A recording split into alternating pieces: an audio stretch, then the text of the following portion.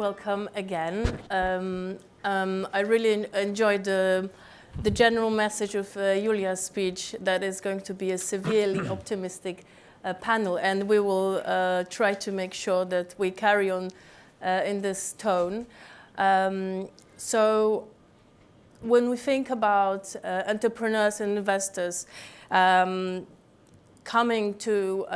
starting to think about a Polish business reality, they usually they might have certain fears and concerns, as we heard before in the first panel. So we are here to dispel them and to speak about strengths and opportunities. And this is a unique opportunity that we have all our guests with us that represent nearly the entire spectrum of the Polish tech scene. So just my very brief introduction of the guest panelists. So Robert Biedroń, the main city strategist, smart city strategist in Poland. Marcin Ociepa, chairman of Opole City Council. Marzena Bielecka, managing partner and co-founder of Experior venture fund. Dagmara Łącka, co-founder of BOLDMIND, a British startup located in London. Michał Kulka, lawyer. Not a lawyer. Not a lawyer? No. Future lawyer. I manage a legal firm, but not a lawyer. Okay, so co-founder of Lawmore, Yep. that's for sure. And then you will add us a couple of words about your main role as well. And Krysztofiak-Szopa, a leader of an NGO that is representing the voice of Polish startups and the ecosystem in Poland. So I was thinking about how to begin and how to indeed dispel all these the experiences, bad experiences, and the fears and concerns that might be related to the Polish business reality. So, and I would like you to choose one factor that I'm going to give you a list of ABC of three most discouraging factors that might be a perception of a foreign entrepreneur that looks at Polish market, and try to confront them. So if you maybe, Robert, if you could start. There are, in my opinion, like the most general fears.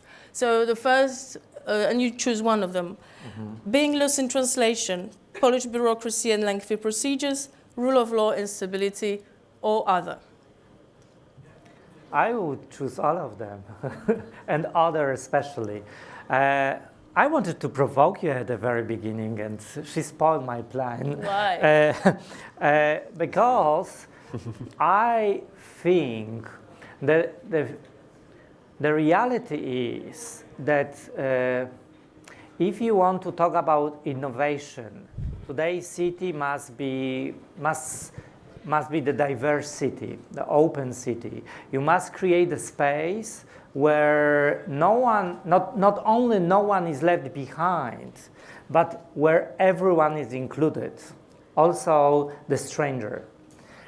And we agreed that we won't complain at this panel, so I tried to be creative and leave behind all these Polish complaints. But I think this is a challenge for Poland, how to create a space in this extremely monocultural, monoreligious, monoethnical society for diversity. I'm specialized mainly in cities, so I'm prepared to talk about cities. And Richard Florida is a professor who has invented a term, creative economy. He says the most successful examples of economical growth of the cities are in the cities which are diverse, creative. He says there are three factors which are important for that. It's technology, it's tolerance, and the third, and the talents. He knows the definition. And so these three factors create a chance when the city can compete with others. And then when I look at Poland, we are in Google headquarters. And when I hear then when in Wrocław there is gay pride, and Google send a message that their workers should not go out this day because they might be attacked, or they should not go alone because if they are foreigner, they have different than white skin, or they not Polish nationality, that they should be followed by their Polish fellows, then I think there's something wrong. Then we can do a lot to attract businesses, but if we don't create a space where we give a chance to stay for foreigners, for different, for refugees, for everyone who wants to live in the city, then the money you're spending will be not enough. So there is another city philosopher, Charles Montgomery, who says we should create happy cities, cities where people just simply feel happy. And this creates a space where people can develop their talents, they can be open-minded, and then they can be creative. Recently, they published this Global Innovation Index, and the new one shows that among 20 most innovative economies of the world, there is not even one country which is intolerant, which discriminates, where there is problem with rule of law, with democracy. All of them, on the top of the list, they are diverse, they're open, they have very stable democracy, they don't have troubles with rule of law. So there is a factor which is very important. And then I think we should, in Poland, we should focus on that to attract others to come and invest and be creative in our country. Absolutely, thank you. Marcin. So again, the choice is yours, but as suggested, list is being lost in translation, Polish bureaucracy, lengthy procedures, rule of law instability, or other. I agree that we must change the mentality, but especially mentality of the ancient structures of our universities and administration. I think this is the most important challenge for us, because we still have a university with the presidents who don't want to, or they can cooperate with the entrepreneurs, with the business. They making science. They do science for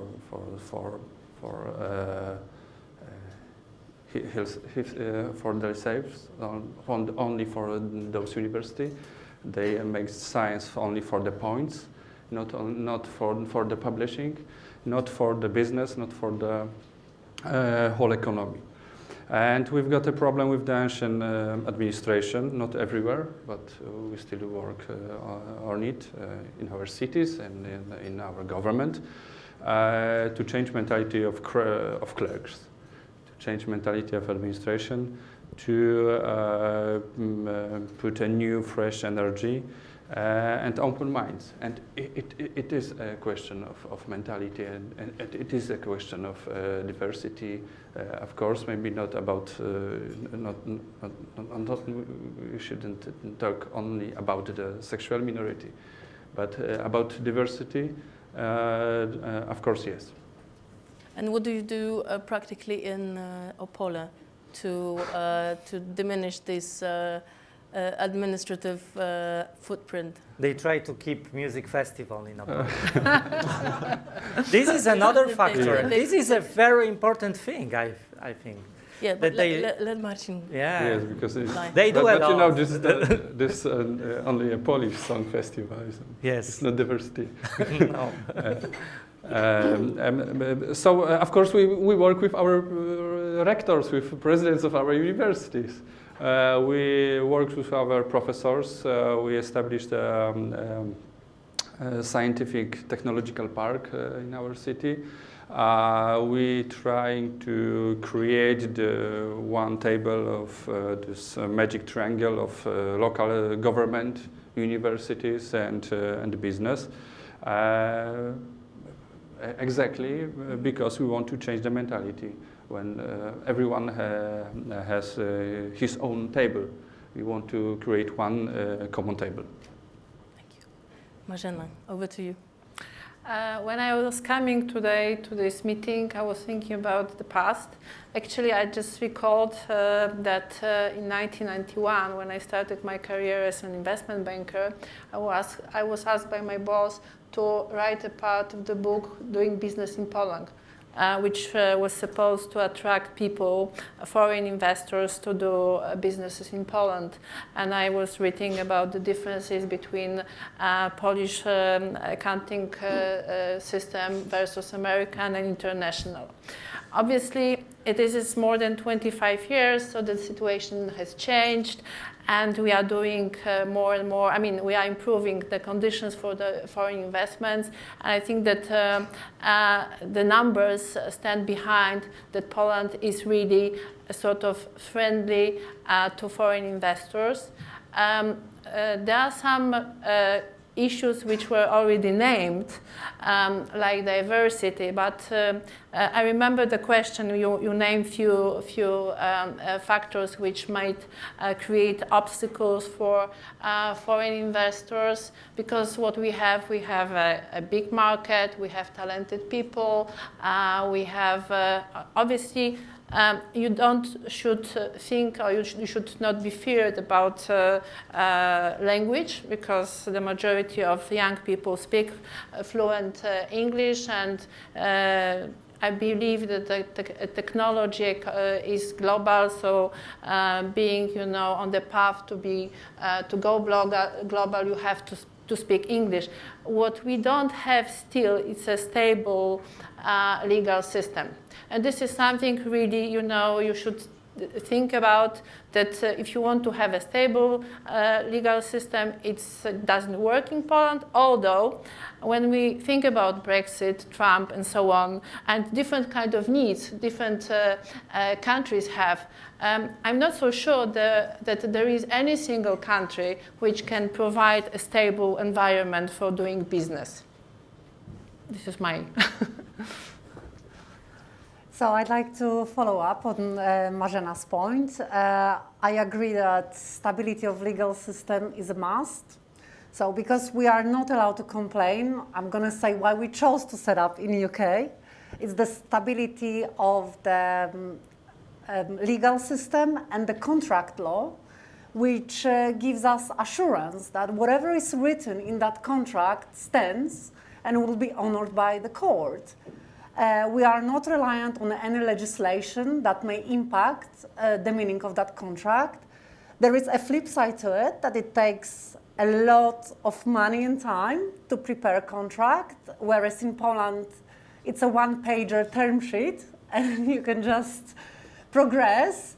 But it's similar in Italy and France. So Poland is not isolated in that terms. The reason why we chose UK is the stability of legal system, the tax credits for innovation. So 28% of the expenditure can be claimed back in cash. And today we are doing business in Poland, but we are buying from Poland or spending money there for our subsidiary. We are yet not ready to be selling to Poland. Mm-hmm, mm-hmm. Thank you. Michał? Well, same question, but it's getting very difficult to find ideas. But it depends on the point of view, because we deal a lot with both startups and investors looking at Poland. And for most of startups, it does not make a lot of sense to come to Poland directly. So having a subsidiary or setting up a business in Poland, because they do not need it. They do not need to set up a subsidiary anywhere in the world because they can act from wherever they are registered right now. Because, well, it's a global economy and it's easy to sell wherever in the world. But there is an exception. For example, we worked with several startups founded in Poland by guys from Ukraine, Belarus, or some other post-Soviet countries. And there is one of them which is quite successful. They received a pre-seed funding in Poland because they founded a company in Poland. 3 guys from Ukraine, as far as I remember.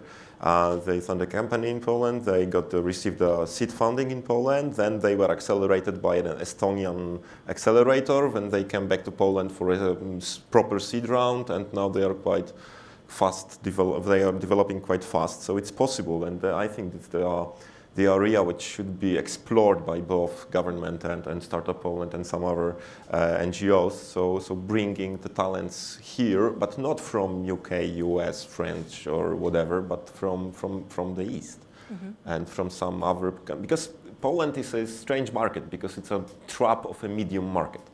So if you are Estonian and you think about having a startup, you must to think globally from the very beginning. In Poland, a lot of startups fall in a trap thinking that the Polish market is big enough, or it might be good for some time. And it's a trap, because they start to think based on experience on Polish market, and then they move to any other market in the world, and they usually are quite surprised. So some smart founders I know, they even starting a startup in Poland, they decided to start with sales and operations somewhere else. Like Stefan, for example, with Booksy, he founded a business in Poland, but he started selling first in the United States, just to not to fall in this trap. We have one company in our portfolio which decided to go completely different direction because everyone wants to go west. So we have a company which decided to go east. Yep. And at the time they have 1 billion Chinese and Japanese telephones on their radar. So, you know, you have to be open-minded. There are a lot of traps in thinking about setting up a business, developing the business, and we tend, and founders especially tend to fall in some tracks of thinking, and it should be, well, the first thing you should look at is to think about something else, about a different way of doing stuff. It should be inherent to being a founder of a startup, but it's not. Thank you, Julia. Some improvements in the from the administrative side of doing business. No, I think I'm in a very comfortable and uncomfortable position because like everybody has already said something, and I would like to add a comment to every previous claim. I think this the diversity thing that Robert mentioned, it indeed is really important that we have diverse communities that share the experience and knowledge together. But diversity does not really start with creating the policy of a happy city and then people from all around the world will come. When you look at Silicon Valley, it really has been extremely racist and still is. And in Palo Alto, across the 101 highway, you have East Palo Alto, which is black, and in Palo Alto, the blacks are only like 5 or 8% of population. And for many years, the landlords in Palo Alto would not rent out their property to black people. So there was absolutely no tolerance. And still, it is an extremely innovative place because these struggles that people have to come through really strengthen them. And it's an extremely attractive place for foreigners, for people of different ethnicities who have to go through an extremely burdensome process of getting a visa. But once they do get through this, these are the people who create innovation because they have come through the siege of very high criteria they had to meet. So this is just one remark on the diversity issue, that it's not, the tolerance is extremely important value here, but let's not mix it and confuse it with just, accepting or like broadcasting to everybody that this is what brings or stimulates innovation. I think what is extremely important right now also for the public policy in Poland is the programs like the startup visa. So the programs that incentivize foreigners to come over to Poland. Absolutely. They do not necessarily have to set up, a Polish spółka or LLC, but it's important that they work in Poland. They get to mingle with other Poles, other Polish entrepreneurs. They share their experience from other markets and networks in other markets. I think this is what is really going to stimulate the growth of innovative companies in the country. Thank you very much for that round of the first question. So now I would like you to tell us more about the more practical regulatory side of the ecosystem, because it has gone through a big transformation in the past from 5 years at least. So if you, Marzena, if you could take us through the transformation within the investment scene and in Poland, because last year we saw the establishment of a new fund of funds, Polish Development Fund, which established also a set of new instruments, especially targeting foreign investors, the EU investors in the EU, and attracting them. Could you briefly maybe go through them and explain what they are, and tell us, what's your opinion, whether the sector, the investment scene is attractive? Okay, as everybody knows, I'm representing VC from Poland.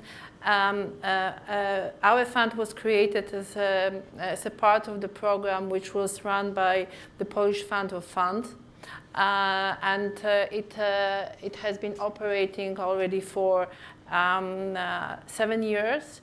There were more than 15 funds created.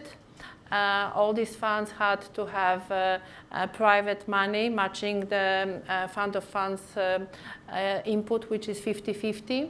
In our case, we have the Swiss government money and 28 Polish and foreign individuals, because there was a gap, and still there is a funding gap in Poland, and not only in Poland. Apparently, just yesterday, I learned that because of the Brexit, there was a discussion about the impact of the Brexit on the UK market. The biggest investor, financial investors, which is European Investment Fund, put on hold their investments in UK. And apparently 40% of the money which is fitting the ecosystem in UK is coming from, was coming from European Investment Fund. Poland has been recently discovered by investors from surrounding countries, including in UK. And the program you mentioned is one of the reasons why they believe that Polish market is attractive. And Polish market is not attractive because of the money the government is providing, but that is attractive because of pipeline of projects that are generated in Poland. The program you mentioned is created to support very early stage ideas. It's pre-seed money. So from my perspective, because we don't invest in seed, pre-seed money, if they are spent in a good way, they might create for us the opportunity in the future. There are different programs, but I must say, because I'm not this kind of investor, I can't give you a sort of a lecture about the programs. Maybe, Michał, you know better. From what I know, the first part of money will be sort of allocated to the funds which will invest into pre-seed. At later stage, there will be certain money allocated to CVC. And if you look at the global scene, CVC is playing more and more important role in funding because it's growing. The number of startups which are funded from CVCs is increasing. It's around 18% globally already. The third program will be launched at the end of the year, and this program will create funds, will invest in Series, I hope, B or late 8, because this is the biggest gap. And you've mentioned that there are Polish high wealth individuals investing. This is true, but it's still it's not enough. Poland doesn't have a number of angel investors, doesn't have number of financial institutions which would support the growth of the market. So we are in the very early beginning. We are just on the beginning of the development of the venture capital. I just recently learned, and I will finish with this because I can talk for ages. And I just read an article which says that the difference between United States and Western Europe measured in years is 20 years. And we are even farther. So this is obviously the opportunity, because the Polish market and Central and Eastern European market is in a very early stage, which means that it creates a lot of opportunities both for the investors and startups. Thank you. I can follow up on this. Yes, please. Because, yesterday, just to refresh my memory and just to make sure that I understand exactly how business angels, especially, are supported in investing here in UK and in Poland. I read a lot about this so-called small bill on innovation and the planned big one in the future.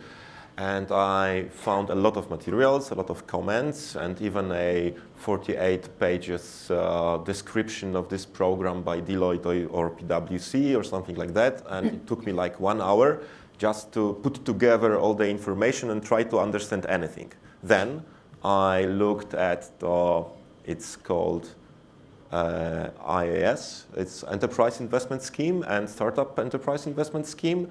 And there were 2 movies like 30 seconds long on YouTube, and I knew everything. It was so easy, so simple, so uncomplicated, and so straightforward that it took me 30 seconds. Just if the startup is accredited, you can invest it, you can have your tax liability, like 50% of it, up to 100,000 pounds, whatever numbers, back. And then if you sell those shares, you have a tax exempt. If you lose, it's partially covered. So actually you have a like up to 80% leverage from the government. Cool, easy. Try to read the small bill on innovation. It should be like reworked probably, but still it's extremely complicated, and there are loopholes, and there are rules on rules on rules, and exceptions on exceptions on exceptions, and it's absolutely impossible to understand if you are not a lawyer. Even for lawyers and for accountants, there are like 2 days training sessions to understand what's going on with those R&D tax exempts. It's so complicated. So it must be a Polish There are special teams in PwC and Deloitte for just to understand it. I know we should not complain, but it's a good direction. I mean, looking for the ideas how to encourage people to invest the private money. Because the public money should follow the private money in most of the areas. There are some areas of innovation where nothing will happen without public funding. It's impossible. Internet was created through public money, and space travel, and so on and so on. It was everything somewhere public money. But the public money followed in a very proper way the private money which were invested, and they encouraged the private money to be invested. I can't agree here. I think it's really the private money followed the public money. It depends on the industry.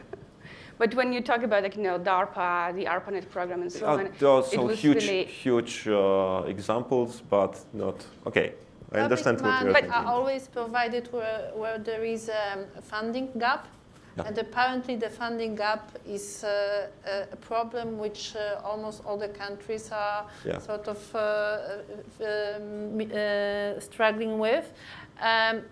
In United States, they are at the stage as they are because they figure out that there is a need for a sort of a kind of a different kind of tax support and other stuff to convince people to invest. Although Americans, they have a sort of a natural DNA investment probably trend. Yeah, I think it's really all about the investment culture. I mean, in Poland, we haven't had a good track record of learning how to invest.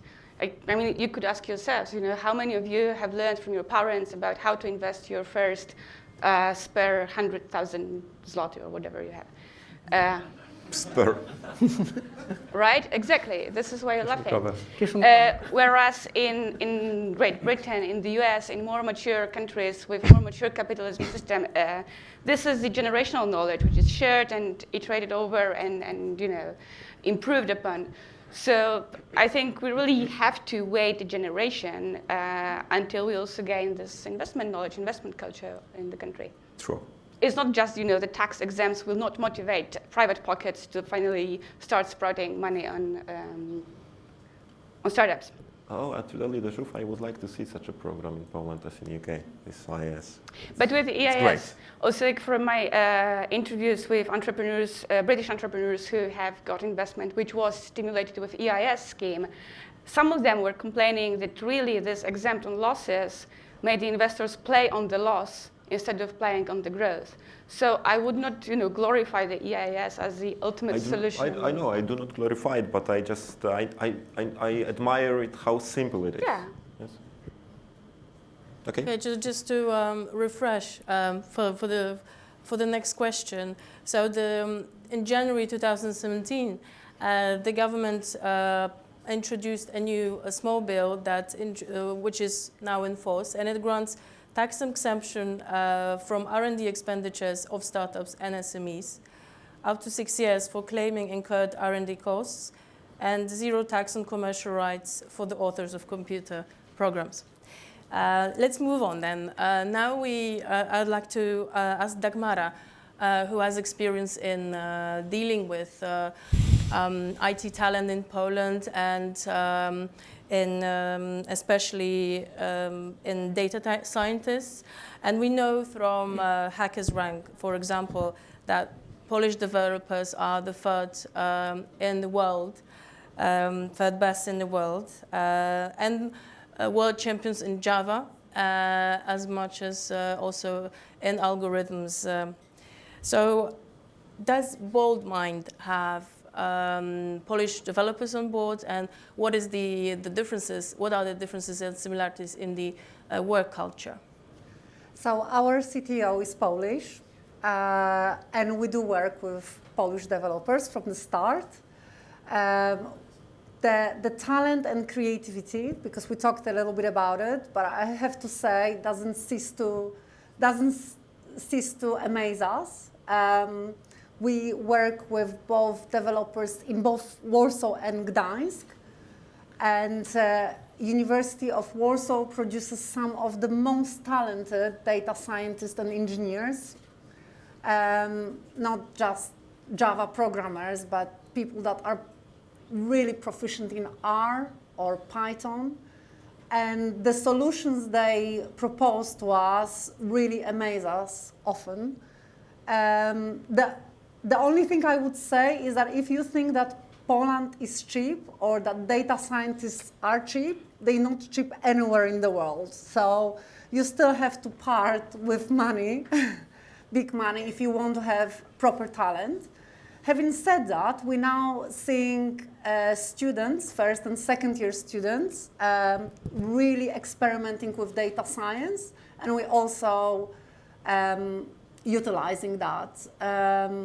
So we've got a rule of 80-20, so 80% of what is in the backlog and 20% of ideas that we're just gonna try and fail early, hopefully. But we encourage people to make mistakes and try different features. And this, I think, really helps us stay ahead of competition, who I think is following us closely. But so in terms of Polish talent, I hope I'm not being biased. In fact, we are biased against employing Polish people in UK. And the reason for that is because we worked so hard to try to bring those Polish developers from Gdańsk and Warsaw to London. And for the reasons that you've mentioned, they were having none of it. So we were sort of forced to set up an office there. So now, because we could not bring Polish developers to UK, we're trying to hire everybody else to stay international in London. So we're hiring developers from Romania, Bulgaria, France, UK. Well, we actually have not had yet a British developer. We're talking about diversity, so you should be open. Yes, well, but our incredible commercial team is British-led, and we're learning every day a lot from British and managerial and commercial skills, because as Poles we still have a long way to go. Yeah, so please say a few words about the work culture. What do you see as a speciality or something that is still is lacking maybe? So in UK, as a whole, the team feels ownership of the company, even though some of them don't have any stake. But we feel that ownership of both clients and projects. So succeeding in the project is the most important thing. It's more important than being at home at 6 or nice weather on Saturday. We feel in UK there is a culture of succeeding. In Poland, we really have to respect family time. So when you have experienced developers who are over 30, their family comes first. So you really cannot motivate people to stay up late and pull the all-nighter, which London loves. So wine in the office is a must, and that's usually enough to make people stay until midnight. So that's the cultural difference, and we need to respect that Polish developers will do their work. They really focus when they work, but they need to have their downtime and go back to their families. While here we'll just go on. We don't have lives. Maybe you have single only developers. Sorry? Singles only as a developers. Well, it's very hard to find a single man with no family over 30. What about work balance? You should. That's really important. As Londoners, we should be taking lessons from Poland. Okay. Not only from Poland. I had yesterday a discussion with ladies, because it was a VC lady panel from United States, Sweden, other countries, and there is a possibility to be successful and also have a life balance. So I think that if you organize your work in a proper way, then you can not necessarily spend all the night at your work. Well, we try not to do it every night, but... Okay, wine is... Thanks so much. Robert, let's get back to the city strategy. We all know that the cities now compete fiercely in terms of attracting talent and bringing over foreign entrepreneurs.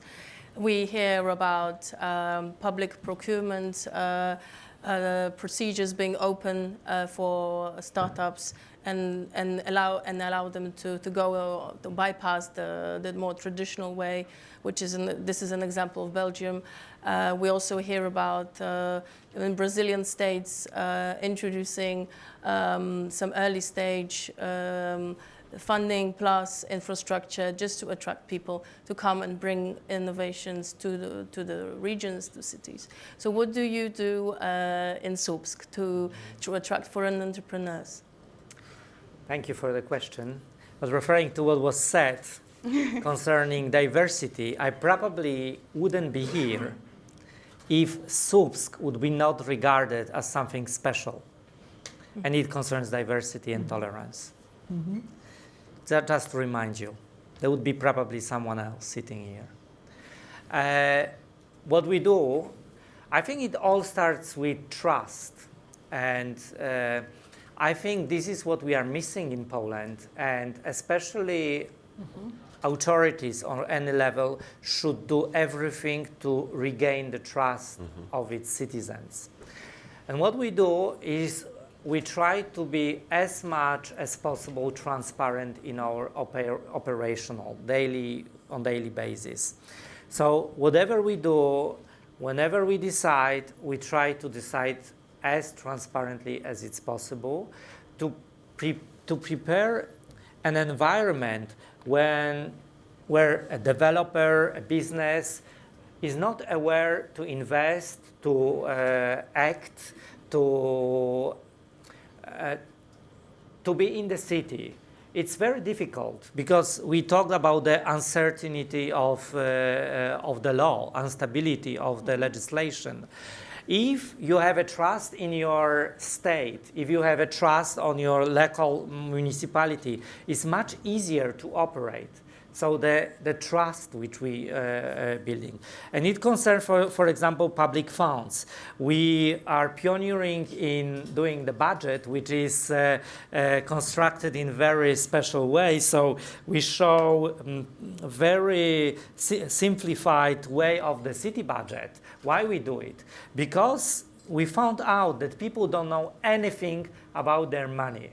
The companies, the taxpayers, they don't understand at all the city budget. So when we were meeting with the businesses, they were saying, okay, we're willing to be here, but we don't know what you're spending taxes on. We want the road to be repaired, and you're not repairing it, and so on. So we thought the first thing we need to do is to invest in trust and education, so people know how much the city costs, how much things, how we spend money, what we spend money for, and this is that. But also it's about priorities. So we prepared this strategy for the city where developers, businesses, startups are one of the key priorities. So we know that among hundreds of duties, this one is one of the most important ones. So among 12 more important. So it's easier for us to focus on priorities, to prioritize. And accountability. I talked today a lot about values, but I think in Poland we are not missing too much the infrastructure. We are not missing low taxes. By the way, I don't agree. There is one question concerning lower taxes, that it would foster innovation. I don't agree with that. There are no proofs that lower taxes foster innovation. I have this index. I look at it now when I saw this question, Global Innovation Index. And among most innovative countries, most of them have very high taxes. Why? Because when something goes wrong with business, when something goes wrong with your workers, with your employees, they have this safe space of the state which guarantees that they can help you in this situation, that they have funds, they have infrastructure, they have tools to help you at this point. So that's why Sweden, Denmark, Norway, Switzerland are on the top of the list. They don't have very low taxes. They have very high taxes. Switzerland has very low taxes. No, it depends on what. So most of these countries, there's Switzerland, Sweden, Netherlands, Denmark, it's the newest global index of innovation. They have high taxes. And the most, okay, but what about Sweden, Denmark? No, I agree. No, Scandinavia has high taxes. Scandinavia. Yes. Unfortunately, we really have to rub low taxes is not the key. It's not the key, especially that you wouldn't be here if this state would not pay for your education. probably. It was all paid by public taxes. So I'm not a big fan of lowering taxes because the expectations, and I see it from my citizens, that especially in Poland, the expectations from the state are much higher than the ones in UK or in US. People expect much more from the state. So who is going to pay for that? This is the question. Thank you so much. I'm getting the signs from the organizers that we're really out of time. Thank you so much. Thank you very much.